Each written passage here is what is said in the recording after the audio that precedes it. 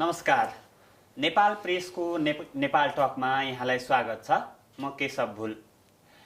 अब विशेष गरी स्थानीय तहको निर्वाचनको अहिले मौन अवधिमा छौँ हामी र अबको केही घण्टापछि स्थानीय तहको निर्वाचन हुँदैछ।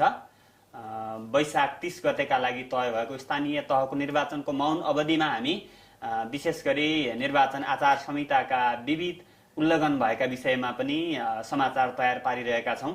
विशेष गरी चुनाव प्रचार प्रसारको कामहरू अहिले बन्द भएको छ। यो हुँदै गर्दाखेरि अहिले देशभरमा गरेर 35,221 पदका लागि निर्वाचन हुँदैछ, जसमा 1.5 लाख उम्मेदवार अहिलेसम्म उम्मेदवारी दिएका स्थिति छ भने 1 करोड भन्दा बढी मतदाताले मतदान गर्दैछन्।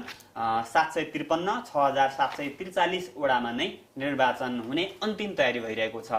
यी समग्र निर्वाचनको अन्तिम तयारीको अवस्था, निर्वाचन आचार संहिता उल्लङ्घन भइरहेका घटना र समग्र यसपटकको स्थानीय तहको निर्वाचनका विषयमा हामी आज निर्वाचन आयोगका प्रमुख निर्वाचन आयुक्त दिनेश कुमार थपलियासँग कुराकानी गर्दैछौँ। उहाँसँगको विशेष कुराकानी अबको क्रममा सुरुमा यहाँलाई स्वागत गर्न चाहन्छौँ। धन्यवाद र हार्दिक नमस्कार। अब सुरुमा पहिलो प्रश्न कताबाट सुरु गरौँ भने हामी स्थानीय तहको निर्वाचनको अन्तिम समयमा छौँ भनौँ। यो हुँदै गर्दाखेरि स्थानीय तहको निर्वाचनको तयारीको अवस्था हेर्दाखेरि 100% सकियो भन्न मिल्छ अथवा केही बाँकी छ? अब यसलाई व्यवस्थापनको काम 100% नै भनिहाल्नु हुँदैन, यो म्याथमेटिक्स जस्तो होइन। तर निर्वाचन गर्नको निम्ति आवश्यक सम्पूर्ण तयारीका कार्यहरू, उदाहरणको लागि छोटोमा भनौँ, यसको निम्ति हामीले मतदाता नावलीको व्यवस्थापनको विषय कम्प्लिट छ। मतदान गर्नको निम्ति आवश्यक पर्ने जनशक्ति र सामग्रीहरू सहित सबैजसो मतदान केन्द्रहरूमा पुगेर कर्मचारी साथीहरूले आफ्नो कार्य प्रारम्भ गरिसक्नु भएको छ। सुरक्षा संयन्त्र परिचालित अवस्थामा छ। सबै दलहरू जुन यहाँले भने जस्तो प्रचार प्रसारको समय सकेर अहिले समीक्षा र चिन्तनको समयमा उम्मेदवारहरू बसिरहनु भएको छ र मतदाताहरू अब निर्वाचनको निम्ति तयारी हालतमा हुनुहुन्छ। यो दृष्टिकोणबाट हेर्दा हामीले अहिले यति बेर भन्दा चाहिँ हामी 95% हाम्रो सम्पूर्ण तयारी पुरा भएको छ भनेर भन्न सक्छौँ। मौन अवधिमा भएको हुनाले हुन त यहाँहरूले प्रचार प्रसारका विभिन्न माध्यमबाट मौन अवधिमा के गर्न पाउने के नगर्न पाउने भन्ने कुराहरू भनिरहनु भएको छ। तपाईसँग कुरा गर्दै गर्दाखेरि यो अन्तर्वार्ता हेर्नेले पनि मौन अवधिमा के गर्ने के नगर्ने अथवा चाहिँ नि यो गर्यो भने यस्तो हुन्छ भन्ने कुरा पनि थोरै सुनाइदिन पाए के भन्ने। मौन अवधिको उल्लङ्घन पनि आचार संहिताकै उल्लङ्घन हो, साथै निर्वाचन कसुर तथा सजाय ऐनले निर्दिष्ट गरेका जे विषयहरू छन् तदनुसार कारबाहीको दायरामा आउने विषय नै हो। त्यसकारण मौन अवधिमा संक्षेपमा कुनै पनि राजनीतिक दल वा उम्मेदवारले प्रचार प्रसारसँग सम्बन्धित कुनै पनि कार्य जस्तो छलफल गोष्ठी, त्यसपछि अब कुनै अन्तर्क्रिया विज्ञप्ति निकाल्ने हैन र निर्वाचनको विषयमा निश्चित आकलनहरू गर्ने, त्यस्ता समाचारहरू छाप्ने लगायतका कार्यहरू गराउनु हुँदैन। एक। दोस्रो, निर्वाचनको प्रचार प्रसार गर्न पाउने जुन समय थियो हिजोसम्मको, त्यो समयमा गरिएका सम्पूर्ण प्रचार प्रसारका सामग्रीहरू हटाएर त्योभन्दा पूर्व अवस्थामा ठिक दुरुस्त अवस्थामा ल्याउनु पर्छ र सामाजिक सञ्जाल मार्फत गरिएका प्रचार प्रसार लेखिएका स्ट्याटसहरूलाई पनि आजदेखि, आज भनेको अब मौन अवधिको प्रारम्भ भएपछिदेखि त्यसलाई हटाइदिनु पर्ने कर्तव्य र जिम्मेवारी उहाँहरूको हुन्छ। त्यस्तै गरेर मतदाताहरूले पनि कुनैको पक्ष वा विपक्षमा कुनै पनि किसिमको प्रचार प्रसार वा त्यो किसिमको अभिव्यक्ति दिने कार्य नगरिकन अब उम्मेदवारहरू तपाईहरुलाई चिनिसक्नु भएको छ र कुन उम्मेदवारलाई मत दिने भन्नेदेखि बाहेक अरु कार्यहरू गर्नु हुँदैन र अलिकति थोरै मतदाताहरूको चाहिँ विशेष कर्तव्य पनि छ यसमा।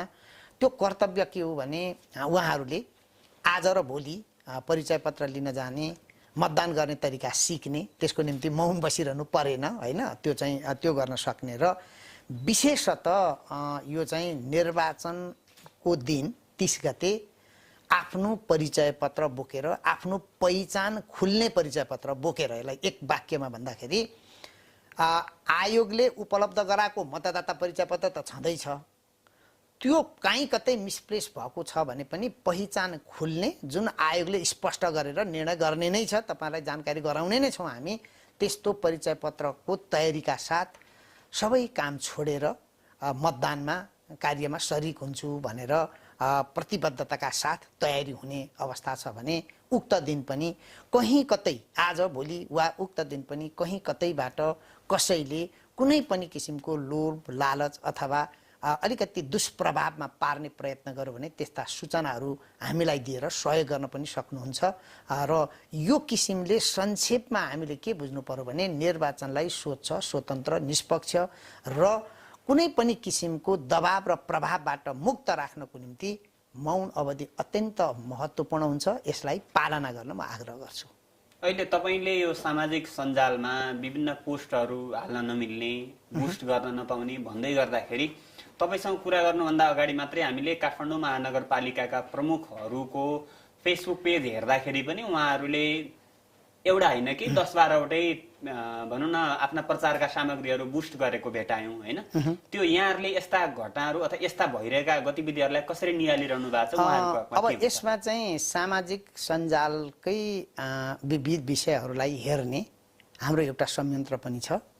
अहिले हामी त्यसको आधारमा उहाँहरूले यो किन अवज्ञा गर्नुभएको हो, आजै पनि मलाई लाग्छ 8-10 जनाको, तपाईँले 2 जनाको भन्नुभयो, अरूको पनि छ, अरूको पनि आएको छ। र अरूको त अझ सम्मानित व्यक्तिहरू, मुलुकले पत्याएका व्यक्तिहरू, कुनै पनि पक्ष वा विपक्षमा लाग्न हुँदैन भनेर वकालत गर्ने आदर्श व्यक्तिहरू पनि कुनै विशेष पक्षमा लागेर मत मागिरहेका, पोस्ट गरिरहेका समाचारहरू पनि आएका छन्। हामी ती सबैलाई सङ्कलन गरेर त्यो हटाउनको निम्ति पनि हामी लेखेर पठाउँछौँ र तपाईँलाई कारबाही गर्नको निम्ति पनि चेतावनी दिएर हामीले पठाउँछौँ। अब अहिले हामीले त्यस्ता पोस्टहरू हटाउनको निम्ति चाहिँ 2टा, विशेषतः 2वटा, एउटा फेसबुक, त्यसको केन्द्रीय संरचना, त्यसको चाहिँ सङ्गठनसँग हामीले कुराकानी गरेका छौँ र केही हामीलाई सकारात्मक सहयोग प्राप्त हुने आश्वासन पनि प्राप्त भएको छ। त्यो हेरौँ कसरी कार्यान्वयन गर्न सकिन्छ। त्यसै गरी ट्विटरसँग पनि हामीले कुराकानी गरेका छौँ। उहाँहरूले केही त्यस्ता सूचनाहरूलाई ब्लक गर्न सकिने खाले केही प्रणाली हामीलाई सहयोग गर्छु भनेर भन्नुभएको छ। तपाईँलाई मैले एउटा इमान्दारीपूर्वक म के भन्न चाहन्छु भने यो सामाजिक सञ्जालको नियमनको विषय हाम्रो लागि पनि नयाँ थियो र छ पनि। धेरै कुराहरू हामीले यसमा बाटा गर्न पर्ने हामीले अहिले महसुस गऱ्यौँ। यहाँले भनेको यो पोस्टको विषय मात्रै होइन, त्यहाँ हुन सक्ने खर्चको विषयलाई पनि हामीले दायरामा ल्याउन के गर्नुपर्छ भनेर नयाँ ढङ्गले सोच्नुपर्ने अवस्था आएको छ। यो अत्यन्त इसेन्सियल, हामीलाई नभई नहुने माध्यम, तर दुरुपयोग पनि हुन सक्ने माध्यम भएको हुनाले हामीले सचेततापूर्वक नागरिकको विचार र अभिव्यक्तिको स्वतन्त्रताको कदर गर्दै यसबाट निर्वाचनलाई दुष्प्रभाव पार्ने कुराहरूलाई नियन्त्रण गर्ने ढङ्गले हाम्रो प्रयास जारी छ। आयोगले स्पष्टीकरण मात्रै सोधेका कारणले अब मान्छेले यो स्पष्टीकरण पत्र दिए पुगिहाल्यो, त्यसैले योभन्दा धेरै के कारवाही गर्ने हो र आयोगले भन्ने हिसाबले पनि यो झन् बढिराखे हो कि भन्ने खालको बाहिरतिर सुनिन्छ, के हो? त्यो त्यस्तो होइन। त्यसलाई हामी कसरी बुझौँ भने आयोगको कारवाहीको आफ्नो प्रक्रिया छ। हामीले प्रक्रिया मिचेर दुरुपयोग गर्नेले चाहिँ प्रक्रिया मिचेर गर्दो रहेछ, तर असल काम गरौँ भन्नेले प्रक्रिया फलो गर्नै पर्दो रहेछ। त्यसकारण आयोगले पहिले सोध्ने भनेकै स्पष्टीकरण हो। जस्तो उदाहरण भनौँ, यो आचार संहिता अरूलाई लागे चाहिँ तपाईँलाई पनि लाग्न सक्छ। कहीँ कसैले के भन्नु भने नेपाल प्रेसबाट त्यहीँको पत्रकारले यस्तो किसिमको चाहिँ काम गरिराखेको छ र यो चाहिँ आचार संहिता विपरीत छ भनेर भन्नु भने, यद्यपि तपाईँ असल हुनुहुन्छ, इमान्दार हुनुहुन्छ, त्यो परेन। त्यो भन्नु भने हामीले तपाईँलाई सोध्दै नसोधिकन एकैचोटि कारबाहीको डन्डा हामीले तिर्स्यायौँ भने तपाईँले आयोगलाई हेर्ने दृष्टिकोण फेरि अर्कै किसिमको हुन्छ। तपाईँले त्यही बेला के भन्नुहुन्छ भने ओहो मलाई सोध्दै नसोधी मैले गर्दै नगरेको कुरा। त्यस कारण पहिले यथार्थताको पहिचान जरुरी छ। त्यही पहिचान गर्ने सिलसिलामा हामीले सबैलाई सुरुमा स्पष्टीकरण नै सोध्ने हो। समयको कारणले कहिलेकाहीँ हामीले 3 दिन भन्छौँ, कहिलेकाहीँ 24 घण्टा भन्छौँ, कहिलेकाहीँ 12 घण्टा भन्नुपर्ने पनि अवस्था हुन्छ। आइसकेपछि अनि हामीलाई प्राप्त भएको डकुमेन्टसँग त्यसलाई दाँजेर यसलाई जरिमाना गर्नुपर्ने हो कि यसलाई सचेत गराउनु पर्ने हो कि यसलाई ध्यानाकर्षण मात्रै गराउँदा पुग्ने हो कि यसलाई योभन्दा ठुलो उम्मेदवारहरू नै छन् भने यो उनीहरूको उम्मेदवारी दर्ता खारेजसम्मका कुराहरू उम्मेदवारी खारेजसम्मका कुरा गर्नुपर्ने हो कि भनेर आयोगको एउटा समग्र टिमले त्यसलाई चाहिँ जज गर्छ। अब यहाँहरू सबैले विश्वास गरेर हामीलाई यो ठाउँमा सहयोग गरिरहनु भएको हुनाले आयोगले बिना पूर्वाग्रह एकदमै नीतिगत ढङ्गले कानुनी ढङ्गले संविधान र कानुनी दायराभित्र बसेर कारबाही गर्छ भन्ने कुरामा यहाँहरू विश्वस्त भइदिनुहोस्। मैले थोरै यसमा के मात्रै भन्छु भने आचार संहिता यो नयाँ विषय होइन, लामो समयदेखि हामीले प्रयोग गर्दै आएका हौँ। अहिले केही यसमा प्रगति भएको पनि अवस्था छ, धेरै कुराहरू हामीले व्यवस्थित गर्दै पनि आएका छौँ र यसले थप व्यवस्थित गर्ने अवसर पनि प्रदान गरेको छ। र अहिले यो निर्वाचनमा स्थानीय तहको निर्वाचनमा स्पष्टीकरण नै मात्रै सोधिए पनि सबभन्दा धेरै स्पष्टीकरण सोधिएको, सबभन्दा धेरै उजुरीहरू लिएको र सबभन्दा धेरै सचेत गराइएको र अरू कारबाही भोलि त्यो सचेत पछिका अरू कारबाहीहरू छन्, कारबाही गरियो भने पनि सबभन्दा धेरै कारबाही गरिएको अवस्था पक्का हुन्छ। यसो भनेर आयोगले गर्व गरिरहेको छैन। आयोग के चाहिरहेको छ भने आचार संहिता उल्लङ्घनको घटना देशभरि कहीँ कतै कसैलाई औँलो ठड्याउन नसक्ने अवस्था सिर्जना होस् भन्ने चाहिँ हाम्रो चाहना हो। तपाईलाई यो मौन अवधिकै पूर्व सन्ध्यामा आयोजित पत्रकार सम्मेलनमा सोधेको प्रश्न पनि हो मैले, होइन? जस्तो मौन अवधिकै सुरु हुने 27 गतेको दिनमा सिंहदरबारका सबै मन्त्रालयहरूमा जाँदाखेरि मन्त्रीहरू नभेटिएको कुरा जानकारी गराए। त्यसपछि हामीले निर्वाचन आयोगसँग कतिले स्पष्टीकरण कतिलाई सोधिएको रहेछ अथवा कतिले अनुमति लिएका रहेछन् भनेर हेर्दाखेरि 9 जनाले अनुमति लिएको मन्त्रीले, होइन? त्यसमा स्पष्टीकरण 3 जना मन्त्रीलाई मात्रै सोधिएको। तर चुनाव प्रचार प्रसारमा अधिकांश भनौँ न 22 वटा मन्त्रालय मध्येका 1-2 मन्त्री बाहेक सबै गएको देखियो। तपाईले त्यहाँ अब 2-4 पन्ना स्पष्टीकरणमा खर्चिनु पर्ने भयो भन्ने कुरा पनि गर्नुभएको थियो। के छ त्यो गरिसक्नु भयो? अब यसो छ, अब मुलुक हाँक्ने, हामीलाई दिशा निर्देश गर्ने, सम्पूर्ण देश र जनताको एउटा विश्वासको केन्द्रमा बसेको व्यक्तिले कानुन र पद्धति मिचेर थाहै नदिकन यो किसिमको काम गर्छ भनेर आयोग मन्त्रालयको ढोकामा गएर बस्न सक्दैन। त्यो सम्भावना पनि छैन। जब तपाईँले भन्नुभयो मन्त्रीज्यूका अरू काम पनि, जस्तो मन्त्रीज्यू आफ्नो ठाउँमा नहुनु भनेको आचार संहिता उल्लङ्घन गरेरै हिँडेको हो भनेर आयोग सिधै निष्कर्षमा पुग्न पनि मिल्दैन। अथवा कुनै उजुर नपरिकन वा सामाजिक सञ्जाल अथवा कुनै आम सञ्चार माध्यमबाट उहाँले त्यस दिन कुनै काम गरेको कुरा कहीँबाट नआएसम्म हामीले तपाईँ कहाँ जानुभएको थियो भनेर सोध्न पनि मिल्दैन। फेरि उहाँहरूका जाने आफ्ना प्रक्रिया पनि छन्। त्यसकारण तपाईँले भनिसकेपछि केहीको हामीले समाचार पनि पायौँ, सूचना पनि पायौँ, काहीँ भाषण गर्दै गरेका कुराहरू पनि भेट्यौँ। त्यसको आधारमा हामी सोध्छौँ। तर यसै तपाईँ चाहिँ त्यहाँ मन्त्रालयमा जाँदा हामीले देखेनौँ, त्यसकारण तपाईँ चाहिँ यही काममा जानुभएको थियो भनेर निर्कुल गरिहाल्न सक्दैनौँ। मैले यो के मात्रै भनेको भने मान्य मन्त्रीज्यूहरूलाई केही प्रिभिलेजहरू छन्, सबैलाई छन्, उहाँहरूलाई पनि छन्। आचार संहिताको परिधिभित्र बसेर उहाँहरूले आफ्नो दलीय क्रियाकलापमा संलग्न गर्नबाट हामीले रोक लगाउन सक्दैनौँ। हामीले रोक लगाउने भनेको के मात्रै हो, हामीले पनि होइन, कानुनले पद्धतिले हाम्रो आचार संहिताले भने तपाईँले सार्वजनिक स्रोत साधनलाई आफ्नो दलीय उपभोगको निम्ति प्रयोग गर्न पाउनुहुन्न कहीँ पनि कतै पनि कहिल्यै पनि। र तपाईँले त्यो पदलाई देखाएर कुनै अमुक दलको निम्ति त्यो दलको उम्मेदवारको निम्ति मत माग्न पनि हुँदैन। तपाईँ आफू उम्मेदवार हुनुहुन्छ भने चाहिँ पाइयो, होइन भने त्यो हुँदैन। त्यसकारण सार्वजनिक पद भनेको सबैको पद हो। मैले अघि भने आशा भरोसा विश्वासको पद हो। त्यो पदको गरिमालाई जोगाउनु पनि तपाईँकै कर्तव्य हो। यति हो हामीले भन्ने भनेको। त्योभन्दा विचलन भयो भने तपाईँले सूचना दिनुभयो, मैले धन्यवाद पनि दिएको छु। अरू तरिकाले पनि हामी त्यो सूचनाहरू लिँदैछौँ, त्यसलाई हामीले तदनुसार कारबाही गर्छौँ। अब यो पटकको स्थानीय तहको निर्वाचन 753 वटै स्थानीय तहमा एकै पटक हुँदैछ, होइन? हजुर। यो एक हिसाबले नयाँ अभ्यास पनि भयो। त्यो सँगै यो पटकको स्थानीय तहमा केही नयाँ अभ्यासहरू हुँदैछन् अथवा केही नयाँ पहिलेको? अब अहिले केही नयाँ कुराहरू नै भन्नु पर्दाखेरि हामीले भोलिसम्ममा अर्थात् 18 वर्ष 29 गतेसम्ममा भनेको निर्वाचनको अघिल्लो दिन 18 वर्ष उमेर पुग्ने सबै मतदातालाई मतदानको अधिकार दिएका छौँ। यो नेपालको मतदानको इतिहासमा पहिलोचोटि स्थानीय तहको निर्वाचनलाई लक्षित गरेर हामीले आचार संहिता लगायत सामाजिक सञ्जालको उपयोगका विषयहरू लगायत स्थानीय तहको उम्मेदवारीको विषयमा पनि अलिकति केही नयाँपन ल्याउन खोज्यौँ। हामीले के भन्यौँ भने कुनै पदमा बहाल रहेको व्यक्ति उम्मेदवार हुन हुँदैन, कुनै पनि पेस्की बेरुजु लगायत अलिकति बेथिति, त्यसलाई त वित्तीय बेथिति हो नि त, बेथिति क्लियर नगरेको मान्छे उम्मेदवार हुन हुँदैन, राजीनामा दिनुपर्छ हैन। कुनै पनि व्यक्ति स्थानीय तहको चल अचल सम्पत्ति ठेका बन्दोबस्त सम्बन्धी क्रियाकलापमा संलग्न भएको हुन हुँदैन, यद्यपि ऊ उपभोक्ता समितिको अध्यक्ष नै किन नहोस्, सदस्य नै किन नहोस्। ऊ यी सबै कुराबाट मुक्त भएर उसले मतदाता समक्ष जाँदा अरू व्यक्ति जसरी जान्छन् नि सबै समान, हामी इक्वल प्लेइङ फिल्ड भन्छौँ, त्यो अनुभूत गर्ने गरेर म भोलि यो पदमा जितेर आएँ भने म साँच्चै नै एउटा निष्पक्ष र पारदर्शी, भ्रष्टाचार मुक्त, सदाचार युक्त स्थानीय तहलाई निर्माण गर्छु भन्ने उद्घोषका साथ जानुपर्छ भन्ने हिसाबले केही परिवर्तन गर्ने हामीले प्रयास गऱ्यौँ।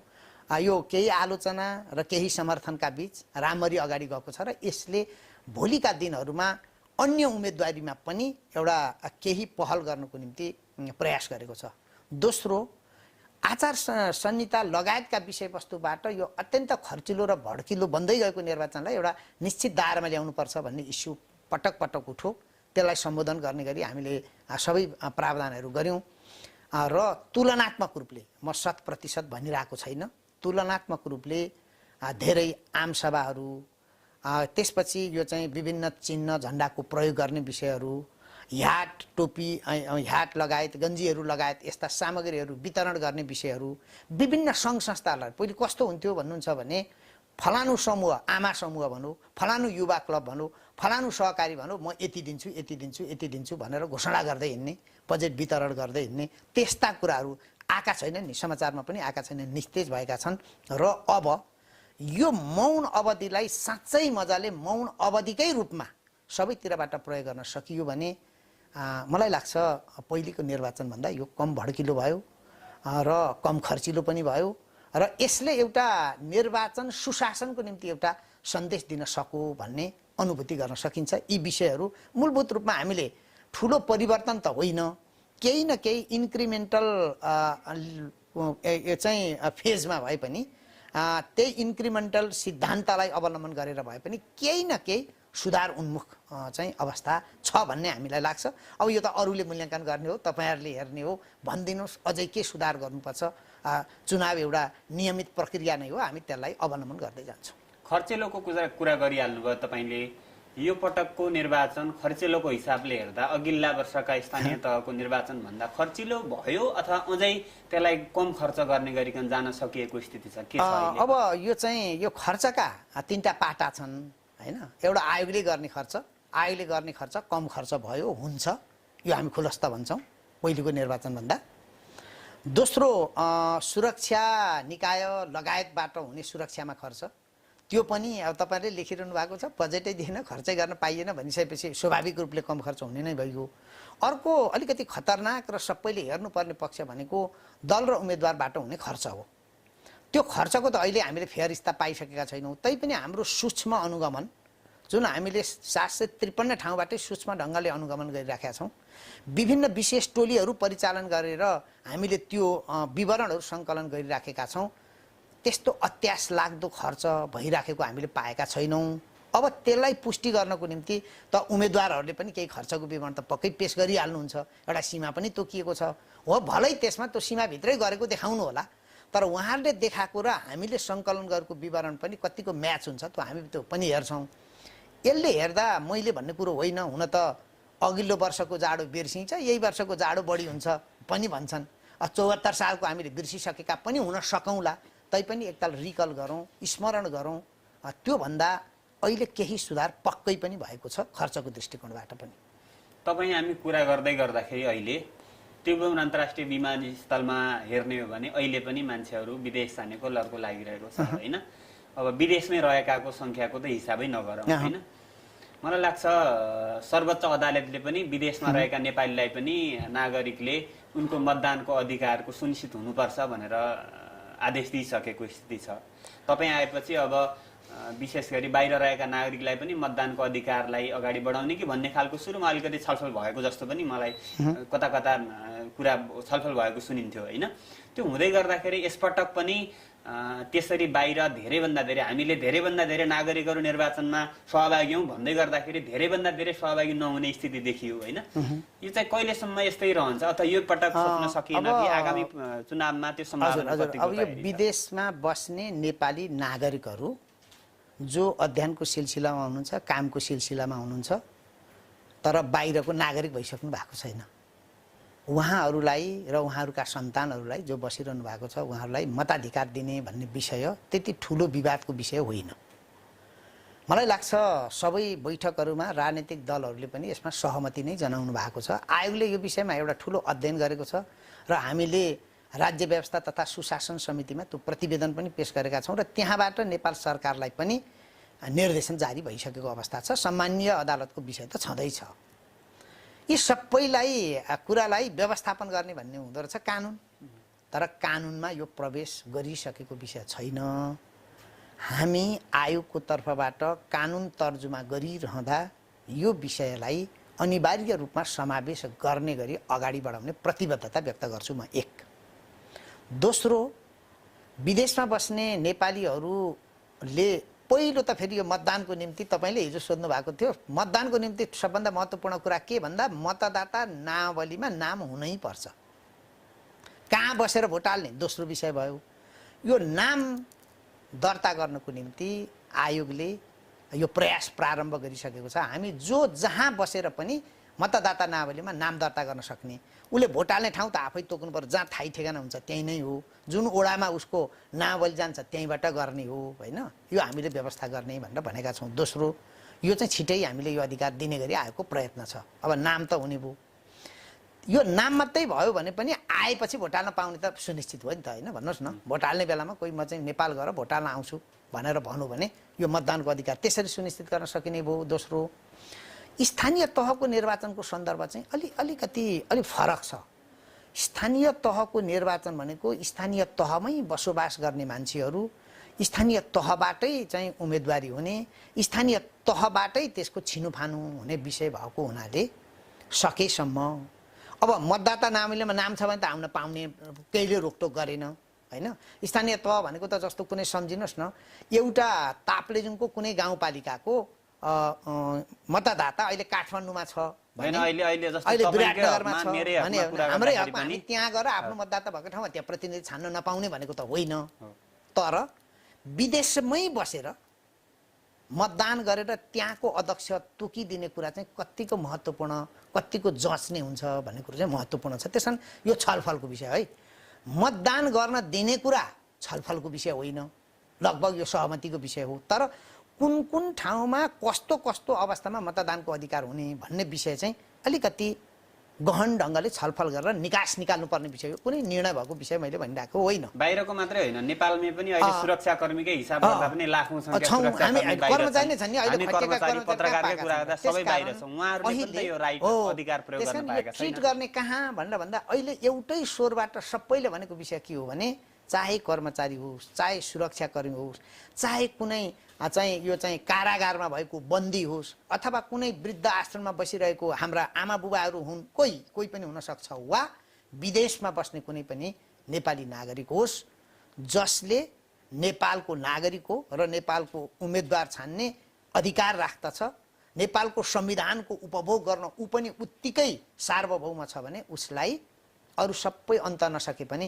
समानुपातिक निर्वाचन प्रणालीतर्फ चाहिँ मतदानको अधिकार दिनुपर्छ भन्ने एउटै आवाज छ है। कर्मचारी र उसलाई मैले एकै ठाउँमा जोडेर त्यसकारण स्थानीय तहको हकमा त यो विषयमा त प्रवेश गर्न सकिएन। त्यसकारण आशा गरौँ आउँदा निर्वाचनमा ठिक छ, योभन्दा बढी दिए पनि अब त्यसमा कानुनले निर्दिष्ट गर्ने विषय मैले म त्यसमा ठाडो प्रवेश गर्दिनँ।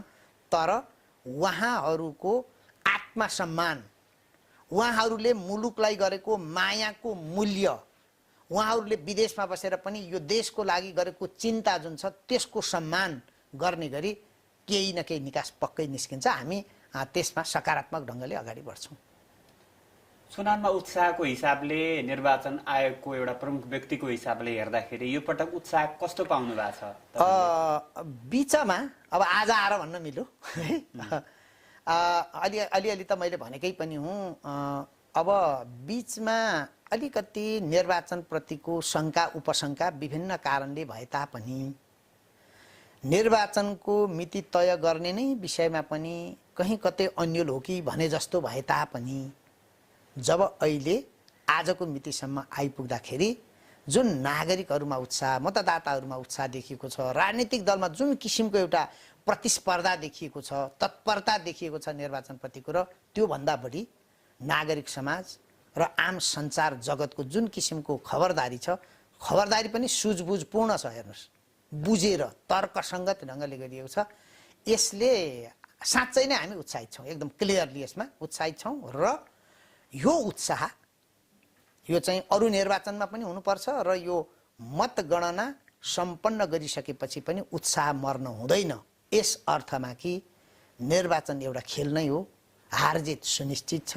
सबैजनालाई अध्यक्ष बनाइदिन्छु भन्न मिल्दैन, बनाउने एकैजना हो। सबैभन्दा धेरै जसले मत ल्याउँछ त्यही नै त्यो गाउँपालिकाको अध्यक्ष हुने होला, अर्को उपाध्यक्ष हुने होला।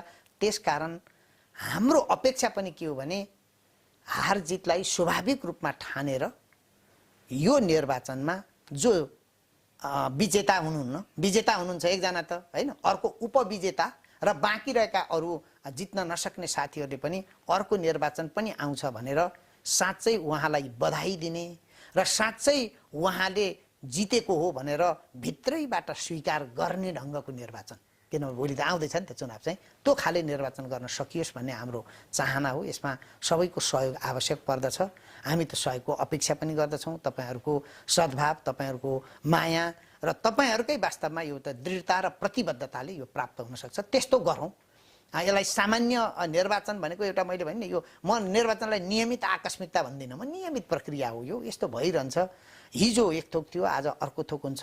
जनता सार्वभौम छन्, उहाँले दिएको मतलाई कुनै पनि ढङ्गले अवज्ञा नगरौँ र हारलाई पनि सहज रूपले स्वीकार गरौँ।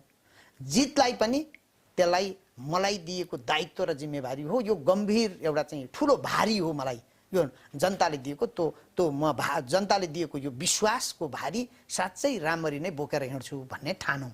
यस्तो भइदियो भने थप उत्साह हुन्छ। तपाईँले यस्तो भन्दै गर्दाखेरि कतिपय मतदातासँग हामीले कुरा गर्दा यो पटक मतदान गर्नुहुन्छ कि हुन्न भन्दा गर्दैन भनेर भन्नुहुन्छ होइन। किन भनेर प्रश्न गर्दा उठेका उम्मेदवारहरूलाई दिनुभन्दा बरु नो भोटको व्यवस्था भइदिएको भए चाहिँ मतदान गर्थ्यौँ, अथवा हामी भोटै गर्न नपाए हुन्थ्यो, म कसैलाई गर्दिनँ भन्ने खालको अप्सन भएको भए गर्थ्यौँ भन्ने पनि हामीले धेरै जसोको प्रतिक्रिया पायौँ काठमाडौँकै हकमा पनि। यसलाई चाहिँ कसरी लिनु भएको छ? यसमा अब यो नो भोट भन्ने विषय नागरिकको मतदान सम्बन्धी नैसर्गिक अधिकारकै विषय हो। मैले 20 जना मान्छे मध्ये म 20 जनालाई मलाई राम्रो लागेन भन्ने हक पनि उसलाई हुन्छ। त्यो मध्ये एकजनालाई छान्नुहोस् भन्ने पनि हुन्छ।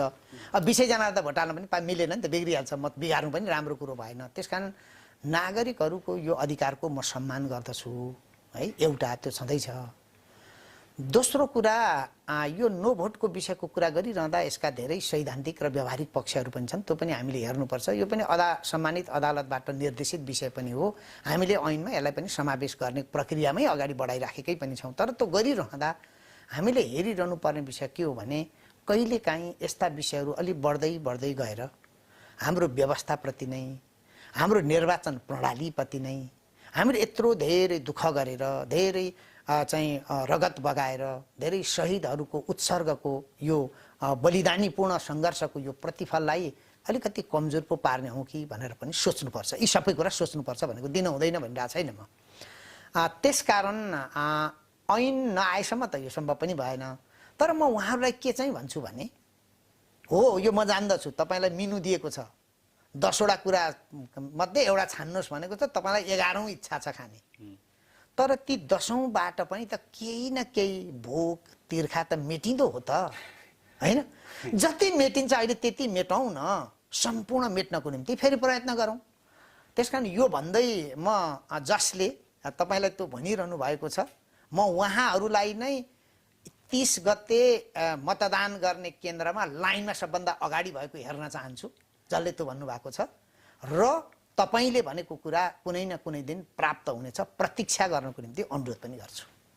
अब म एकचोटि उम्मेदवारीतिर फर्किन्छु। उम्मेदवारीको कुरा गर्दा अहिले कानुनी रूपमा कुनै पनि एउटा दलले एक पार्टीबाट उम्मेदवारी दिँदा महिला र पुरुष एक पदमा प्रमुख र उपप्रमुख अनिवार्य व्यवस्था गरेको छ। तर गठबन्धन भएको हुनाले अब गठबन्धनलाई हुन त निर्वाचन आयोगले चिन्दैन भन्नुहुन्छ यहाँहरूले होइन, त्यहाँ चाहिँ महिलाको संख्या यो पालि अघिल्लो पटकको भन्दा एकदमै घटेर आएको स्थिति छ।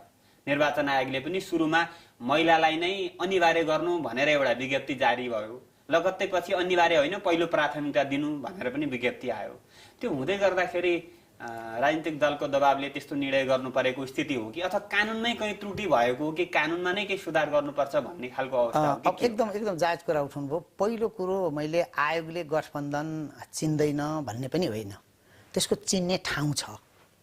दुई वा दुईभन्दा बढी दलहरू मिलेर हामी एउटै निर्वाचन चिन्हबाट यो निर्वाचनमा भाग लिन्छौँ भन्ने अवस्था कानुनमै छ।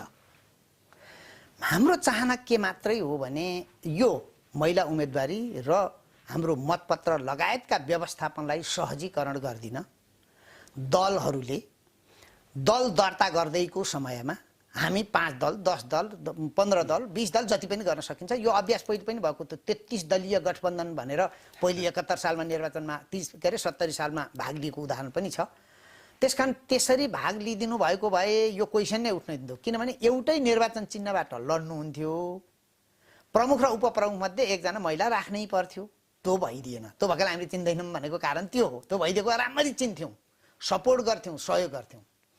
त्यसपछि दोस्रो कुरा, निर्वाचन आयोगले राजनीतिक दलहरूलाई संविधान र कानुनको विषयमा स्मरण गराउँदै पत्र लेख्नु पनि त्यति प्रिय विषय थिएन, होइन।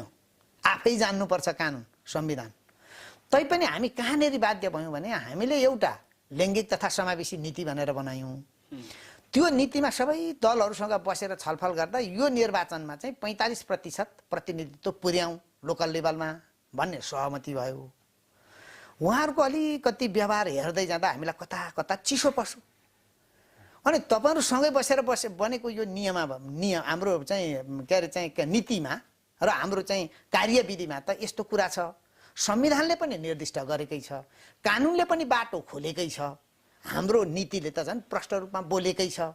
यी तीनटै कुरालाई मेलमिलाप गरेर जाउँ र दुईटा मध्ये एउटा मात्रै उम्मेदवारी दिनुभयो भने त्यो महिलालाई दिइदिनुहोस्, यसो गरौँ भने प्रतिशत बढ्छ भनेर भनेकै हो। यसमा फेरो अथवा अर्को विज्ञप्ति जारी गरौँ भन्ने विषय होइन। कानुनमै निर्दिष्ट भएको विषयलाई त्यसै गरी लेख्नुपर्छ। नीतिमा भएको विषयलाई त प्राथमिकता दिनुहोस्, गरिदिनुहोस्, निर्देशन दिन्छु मात्रै भन्नुपर्छ, त्यो अनिवार्य हुँदैन।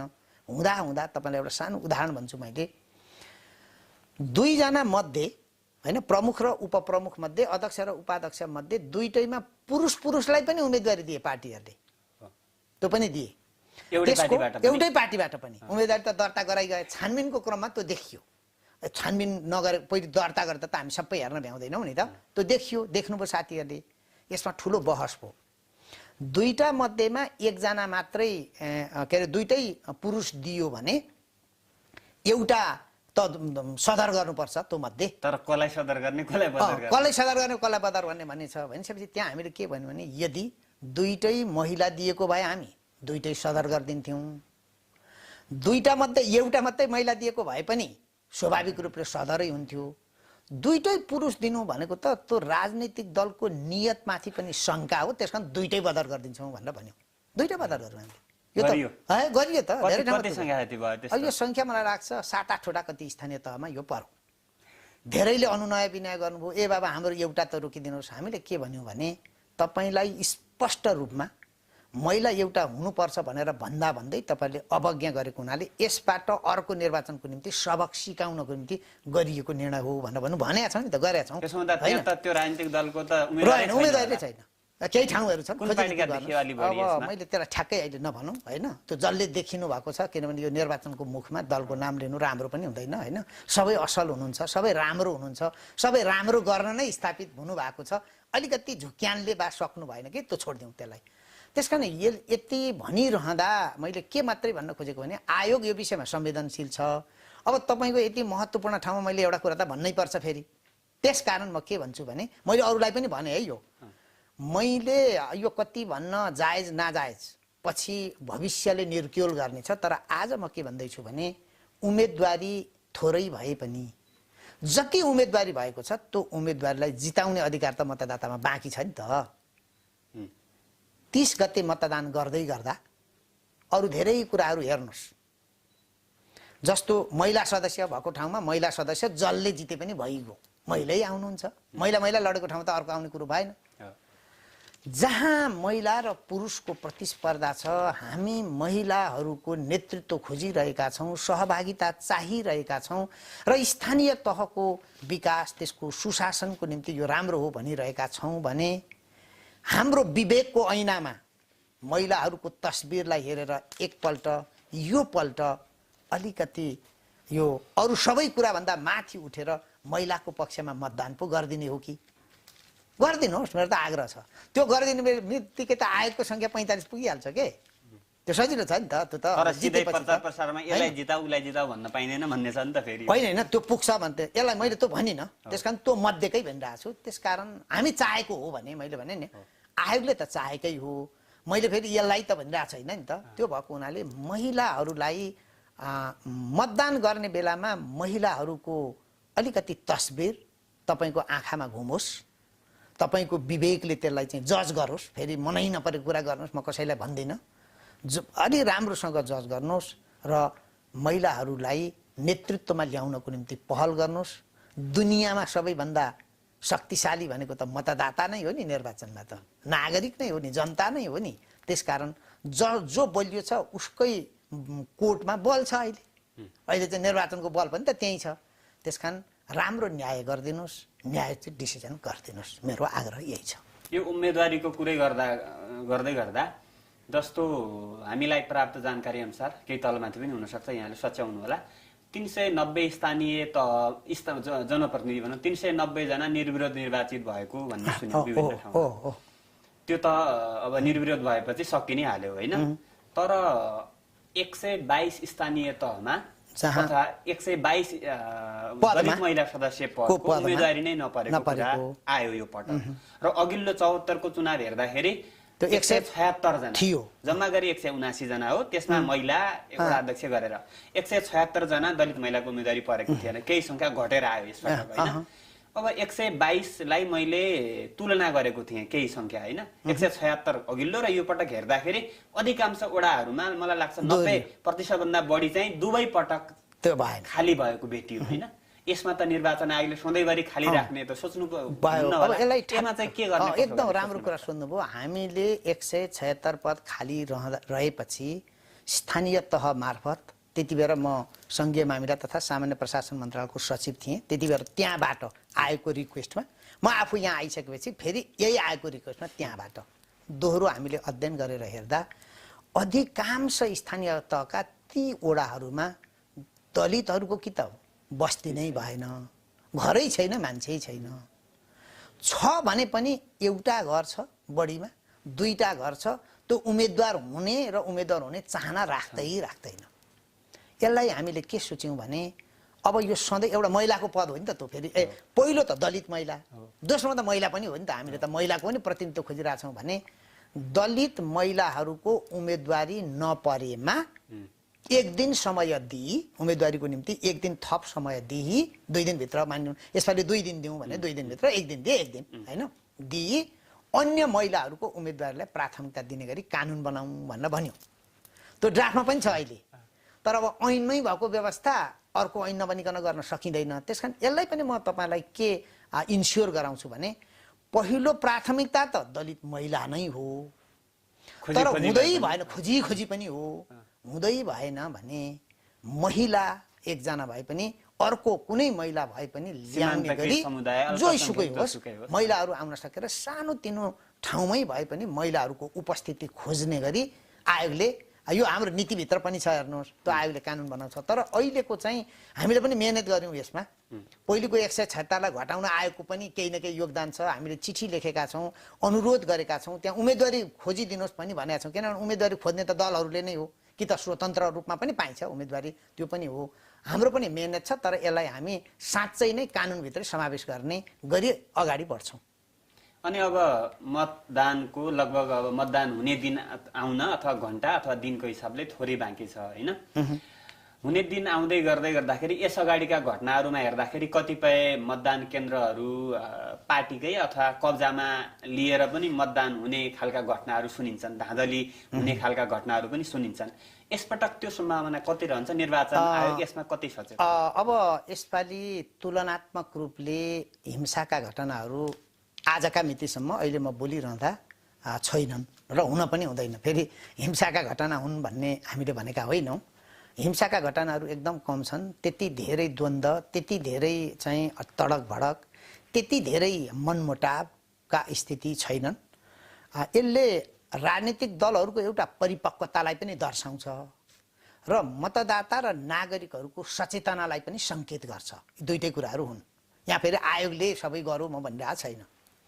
यो वर्ष अहिलेको निर्वाचनका केही राम्रा पक्षहरू छन्। त्यो भनेको एउटा आम सहमतिमा, राजनीतिक रूपबाट आम सहमतिमा हामी निर्वाचनको यो प्रक्रियामा छौँ। धेरै अप्ठ्यारा अवस्थाबाट पनि पार गर्दै हामी यहाँ आएका हौँ र एकै चरणमा निर्वाचन गरेको कारणले अलि सुरक्षा चुनौती हुन्छ कि भन्दै पनि अहिले जुन सुरक्षाको हामीले संयन्त्रहरू परिचालन गरिरहेछौँ, टिम परिचालन भइरहेछ, यसले तपाईँले भनिराखेको अनुमान गरिरहनु पर्ने अवस्था हामी देख्दैनौँ। यसको निम्ति हामी सचेत छौँ। सुरक्षा संयन्त्र दुरुस्त छ।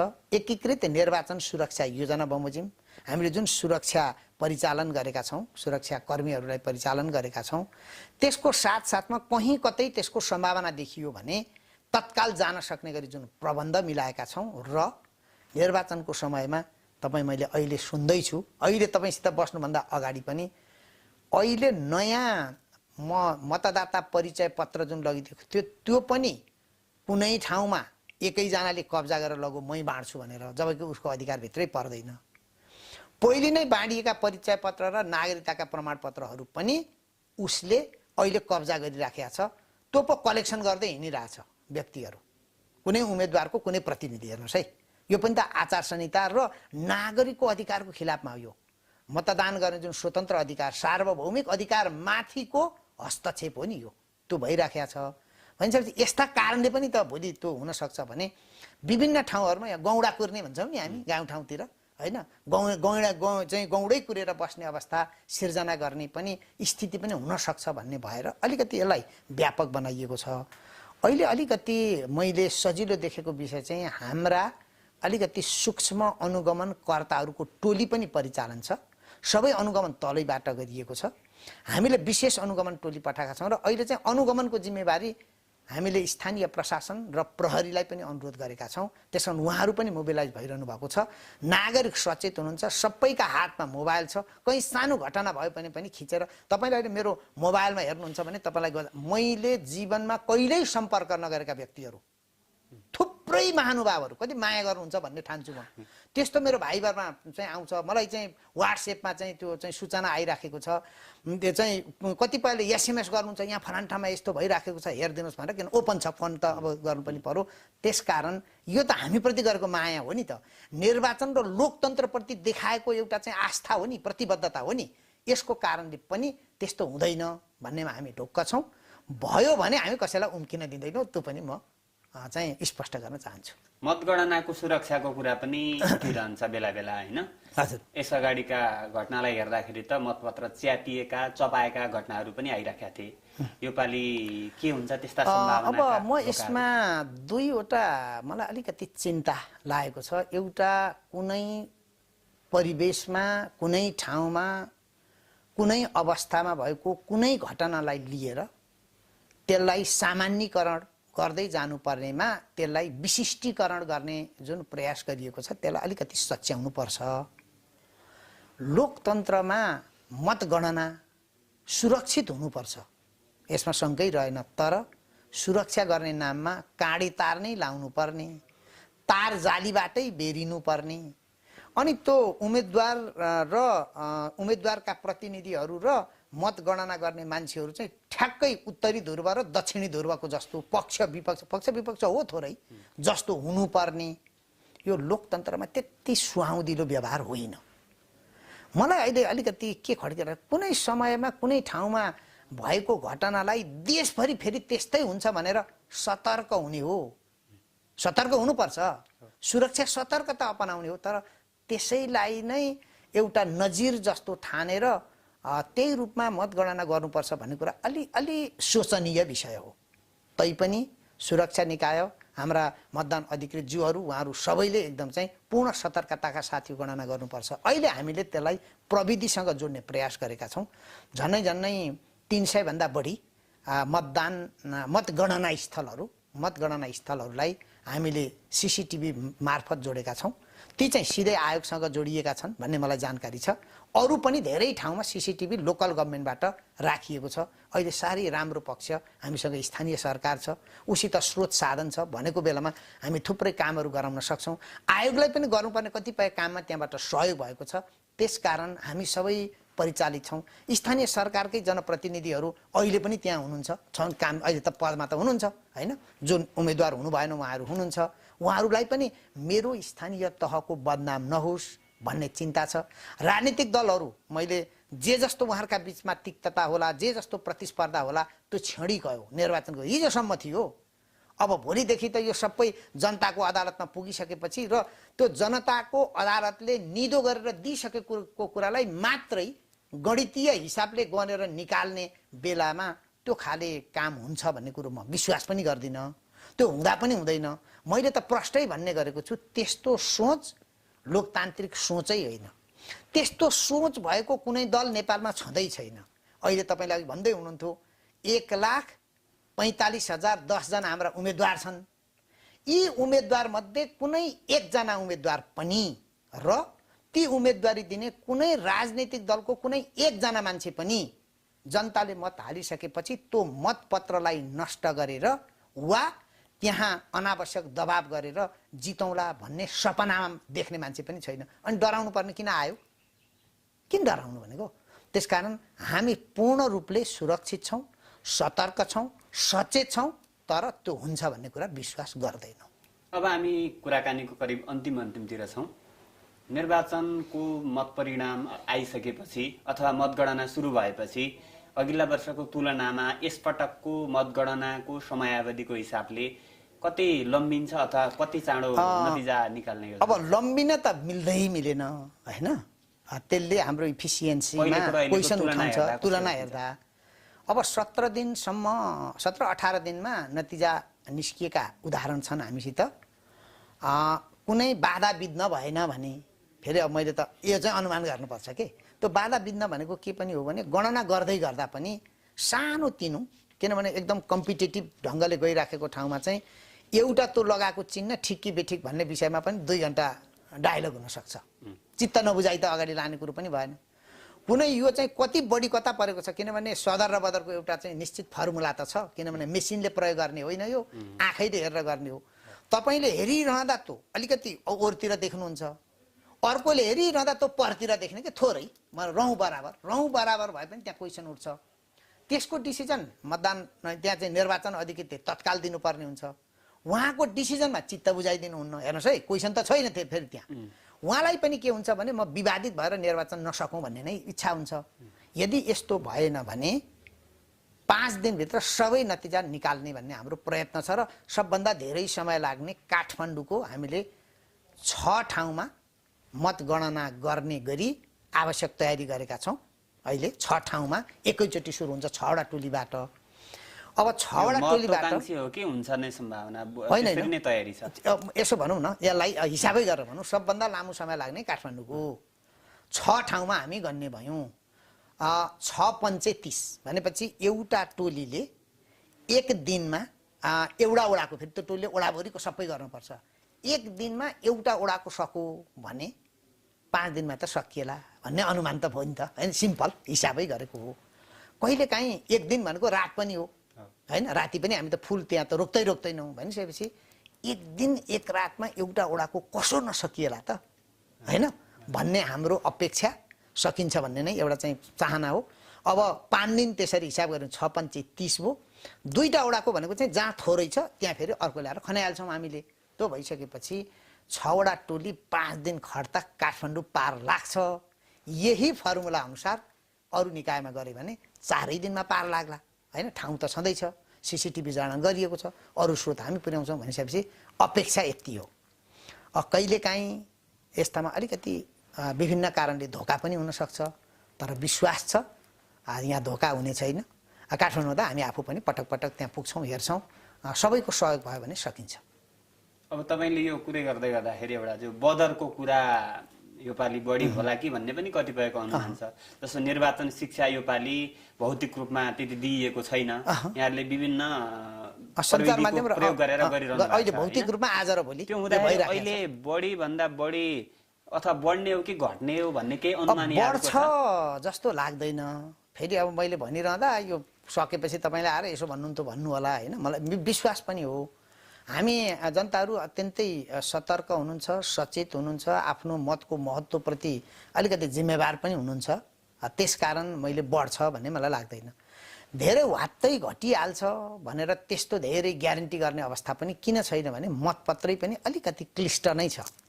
यो प्रदेश सभा र प्रतिनिधि सभाको हो भने मैले ठ्याक्कै भनिदिइहाल्थेँ, पछि यो सोधिहाल्नुहुन्छ त्यति बेला है अहिले यो घट्छ वा बढ्छ, म त्यो भन्न सक्छु। किनभने कति उम्मेदवार हुन्छन्, कति चिन्ह राखिएको हुन्छ, कहाँ मत हाल्ने भन्ने कुरा अलिक सजिलो छ। यो अप्ठ्यारो पनि छ।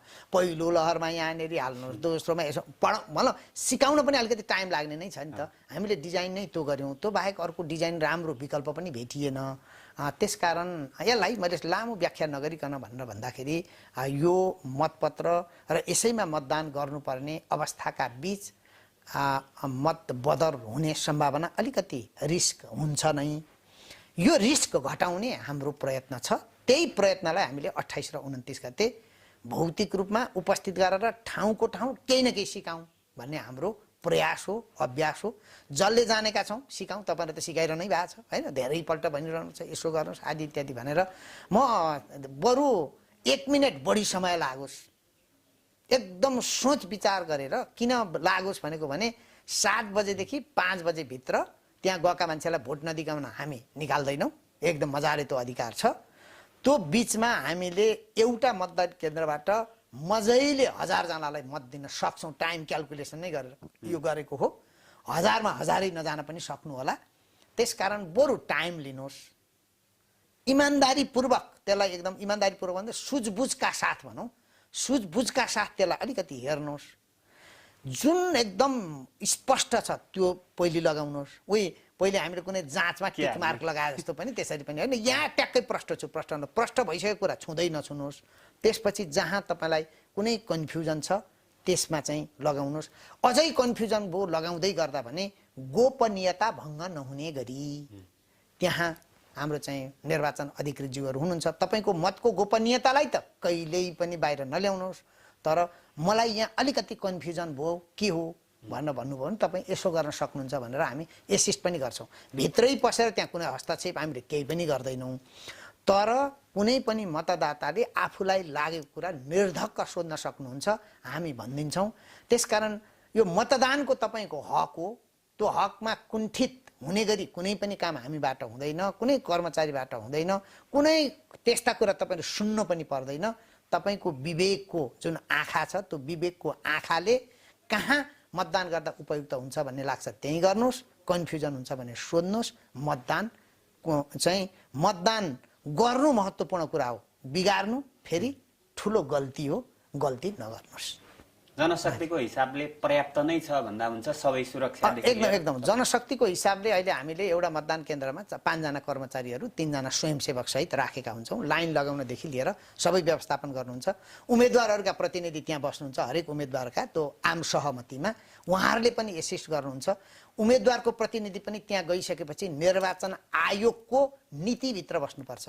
निर्वाचन आयोगले त्यहाँ प्रतिबद्धता पत्रमा सही गरेर त्यहाँ बस्नुपर्छ। उहाँहरूले पनि कुनै ट्याङम्याङ गर्न सक्ने, कुनै पनि किसिमको त्यहाँ अप्ठ्यारो पार्ने स्थिति हुनु हुँदैन। त्यो पनि कारबाहीको दायराभित्र, त्यो पनि आचार संहिताकै विषय हो, त्यो पनि हाम्रो कर्तव्यभित्र पर्ने विषय हो। यी सबै कुराहरूलाई हेर्ने हो भने मलाई लाग्छ स्मुथली निर्वाचन बडा सहज वातावरणमा सम्पन्न हुन सक्ने अवस्था छ। निर्वाचन स्थानसम्म मतदान केन्द्रसम्म जानै नसक्ने मतदाताहरू पनि छन् कतिपय एकदम ज्येष्ठ नागरिक होइन अपाङ्गता भएका व्यक्ति उनीहरूकोमा कतिपय उम्मेदवारहरूले नै पैसा खर्च गरेर मलाई नै हाल्नुपर्छ भनेर लाने खालको संस्कार पनि देखिन्छ होइन उनीहरूको विषयमा राज्यले अथवा यहाँहरूले केही अब यसलाई हामीले के भनेका छौँ भने अब निर्वाचन आयोगकै तर्फबाट कहाँ कति खर्च लाग्छ भनेर त्यो व्यवस्था गरिएको छैन उनका आफन्तहरू हामी उम्मेदवारै भन्दैनौँ कोही आफन्तहरू हुन्छन् मतको महत्त्व बुझेका व्यक्तिहरू हुनुहुन्छ शहरी क्षेत्रमा त समस्यै छैन एकदम नजिकै छन् सबै मतदान स्थल मतदान केन्द्रहरू अलिकति दुर्गम अलि पहाडी ठाउँमा चाहिँ त्यो सहयोग माग्नुभयो भने गाडी पुग्ने ठाउँमा मतदान अधिकृतले गाडी दिनुहुन्छ जस्तो मैले हिजो मात्रै के सुने भने एउटा कुनै स्थानीय तहमा 14-15 जना त अहिले यो के भन्छ यो चाहिँ क्रियापुत्रीहरू हुनुहुन्छ अरे हेर्नुहोस् है क्रियापुत्री हाम्रो संस्कार हो नि सबै मान्नुपर्छ नि त क्रियापुत्रीलाई कसरी आउन दिने कसैलाई छुन पनि हुँदैन क्रियापुत्री हेर्नुहोस् त अब त म तपाईँलाई छोड्दिनँ भनेर भन्नुभयो र ठाउँ सबैले छोडिदिएर भए पनि मताधिकार दिनु पर्यो भनेपछि उसलाई ल्याउनु पर्ने भयो भने ल्याउनु पर्यो खाली खुट्टा हिँड्छन् बिचराहरू त्यस्तो अवस्थामा छ नि त एउटा संस्कार ल्याइदिनु पर्यो सहयोग गरिदिनु पर्यो आह्वान पनि हो यो मेरो त्यो सहयोग गरिदिनु पर्यो त्यस्तै ज्येष्ठ नागरिकहरू हुनुहुन्छ कोही अलिकति अशक्त बिरामीहरू हुनुहुन्छ अपाङ्गता भएका व्यक्तिहरू पनि हुन सक्नुहुन्छ भने उहाँहरूलाई ल्याउनको निम्ति मतदान अधिकृतले नै सवारी साधनको अनुमति दिन पनि सक्छ दुरुपयोग चाहिँ गर्न भएन कहीँ कतै होइन हामी त फेरि एउटा नाममा लिने अर्का नाममा हो त्यो गरौँ भने त त्यो फेरि अब कडा कारबाहीको विषय बन्छ होइन भने उहाँहरूप्रति हामी घरबाट मतदान केन्द्रसम्म ल्याउने त्यहाँसम्म पुर्याउने र मतदान केन्द्रमा पनि उहाँहरू मैत्री व्यवहार गर्ने गरी हाम्रा नीति नियम प्रक्रियाहरू कार्यविधि निर्देशिकाहरू छन् त्यसको म पूर्ण पालना गर्न आग्रह गर्छु त्यो खर्च सबै होइन अब त्यो ल्याउने व्यक्ति होइन मतदान केन्द्रले गर्दैन मैले भने मतदान केन्द्रमा त्यो किसिमको खर्च कति हुन्छ थाहा छैन त पठाएकै छैन नि त होइन थाहै छैन नि त यो त तत्काल आउने विषय भयो त्यस कारण त्यो भयो भने उहाँहरूको आफन्त मैले भने नि त उहाँहरूको आफन्तहरू त्यहाँ हुनुहुन्छ होइन त्यसको लागि उहाँहरूले आफै व्यवस्था गर्न सक्नुहुन्छ हामीले सहजीकरण गर्छौँ र त्यो खाले अनुमति दिन्छौँ भनेको मात्रै हो अहिले हामी एकदम मतदानको पूर्व सन्ध्यामा छौँ र यो अवस्थासम्म आउनको निम्ति सहयोग गर्नुहुने सबैप्रति म आभार प्रकट गर्दछु र सम्पूर्ण मतदाताहरूलाई र सम्पूर्ण उम्मेदवारहरूलाई सबै उम्मेदवारहरूलाई तपाईँहरू संयमित भइदिनुहोस् तपाईँले जे वाचा बन्धन गरिसक्नु भएको छ र त्यसबाट मतदाताहरू आश्वस्त भइसक्नु भएको छ अब थप गर्नुपर्ने केही छैन अब गर्नुपर्ने कुरा तपाईँले जुन लिएर कुरा राख्नुभएको छ त्यसलाई मतदाताले कुन रूपमा ग्रहण गर्नुभयो भन्ने विषय हो मतदाताहरूलाई तपाईँहरू जाने बित्तिकै परिचय पत्र बोकेर जानुहोस् जुन हामी तपाईँलाई स्पष्ट गरिदिन्छौँ त्यसपछि मतपत्र लिनुहोस् मतपत्र लिँदै ठ्याक्कै के सोच्नुहोस् भने त्यहाँ मतदान अधिकृतको दस्तखत छ कि छैन त्यो हेर्नुहोस् मतदान अधिकृतको दस्तखत कहिलेकाहीँ झुकिन पनि सक्छ यो हाम्रो कुनै होइन म सबै मतदान अधिकृतहरूलाई दस्तखत नगरिकन धेरै दस्तखत गरेर पनि नराख्नुहोस् दस्तखत नगरेको मतपत्र पनि नदिनुहोस् एकदमै सतर्क हुनुहोस् त्यहाँ एकदम धेरै कुराहरू त्यहाँ चाहिँ सचेततापूर्वक गर्नुपर्ने विषयहरू हुन्छन् त्यो गर्न आग्रह गर्दछु र त्यसपछि मतदान गर्ने ठाउँमा जानुहोस् मतपत्र हेर्नुहोस् आफूलाई मन परेको प्रत्येक मतपत्रमा त 6वटा मतपत्र छन् पहिलो दोस्रो तेस्रो चौथो पाँचौं जुन जुन छन् ती मतपत्रमा आफूलाई मन परेको आफूलाई चित्त बुझेको आफ्नो भविष्य आफ्नो स्थानीय सरकारलाई राम्रोसँग चलाउन सक्ने उम्मेदवारलाई ठक्क एउटा स्वस्तिक छाप लगाउनुहोस् र स्वस्तिक छाप लगाइरहँदा के पनि सोच्नुहोस् भने त्यो चिन्हभित्र उसको अनुहारलाई सम्झिनुहोस् उसको विगत सम्झिनुहोस् उसको वर्तमान सम्झिनुहोस् उसले भविष्यमा के गर्छ त्यो कल्पना गर्नुहोस् र तपाईँको विवेकको आँखाले तपाईँको चेतनाको आँखाले तपाईँको चेतनाको ऐनामा त्यसलाई मजाले विश्लेषण गर्नुहोस् र योग्य सक्षम उम्मेदवारलाई आफ्नो मतदान गर्नुहोस् मतदान सबैभन्दा ठुलो दान हो फेरि यो दान भन्ने शब्द मैले प्रयोग गरेँ यो प्रिय शब्द पनि हो यसलाई अन्यथा अर्थ लगाउन मिल्दैन सबैभन्दा ठुलो दान हो मतदान भनेको सबैभन्दा ठुलो कर्म हो मतदान भनेको र दुनियाँमा अरू सबै कुरा पटक पटक गर्न पाइन्छ तर मतदान 5 वर्षमा एकपल्ट गर्न पाइन्छ र त्यो उम्मेदवारलाई फेरि 5 वर्षमा गर्न पाइन्छ कि पाइँदैन फेरि उठ्ने हो कि होइन तपाईँलाई मन परेको मान्छे त्यो भएको हुनाले यस्तो महत्त्वपूर्ण काममा तपाईँ हुनुहुन्छ हरेक सार्वभौम सत्ता नागरिक हरेक यो चाहिँ सार्वभौम मतदाताहरूप्रति म हार्दिकतापूर्वक यो निर्वाचनमा अधिकभन्दा अधिक मतदान गरेर योग्य सक्षम इमान्दार उम्मेदवारलाई जिताएर स्थानीय सरकारलाई थप सशक्त बनाउनको निम्ति र हाम्रो नजिकको सरकार साँच्चै गतिलो सरकार बनाएको छु भन्ने गर्व गर्ने अवस्था सिर्जना गर्नको निम्ति सहयोग गरिदिनुहोस्। हार्दिकतापूर्वक म अनुरोध गर्छु र सबैलाई धन्यवाद दिन चाहन्छु। नेपाल प्रेसको नेपाल टकका लागि यहाँले आफ्ना महत्त्वपूर्ण समयका बावजुद पनि समय दिनुभयो, यहाँलाई धन्यवाद। धन्यवाद र सबैलाई फेरि पनि नमस्कार। हस् त, आज हामीले नेपाल प्रेसको विशेष प्रस्तुति नेपाल टकमा निर्वाचन आयोगका प्रमुख निर्वाचन आयुक्त दिनेश कुमार थपलियासँग समग्र निर्वाचनको तयारी र मतगणनादेखि लिएर मतदानका प्रक्रियामा आयोगले गरिरहेका काम गतिविधिका विषयमा छलफल गर्यौं। आगामी अर्को कुनै विषयमा हामी अर्को अतिथिका साथमा नेपाल टक ल्याएर आउने नै छौं। त्यहाँसम्मका लागि म केशव बोल पनि बिदा चाहन्छु। सर्वश्रेष्ठ खाता खोलो है आज नै, सर्वश्रेष्ठ बचत र मुक्ति खाता।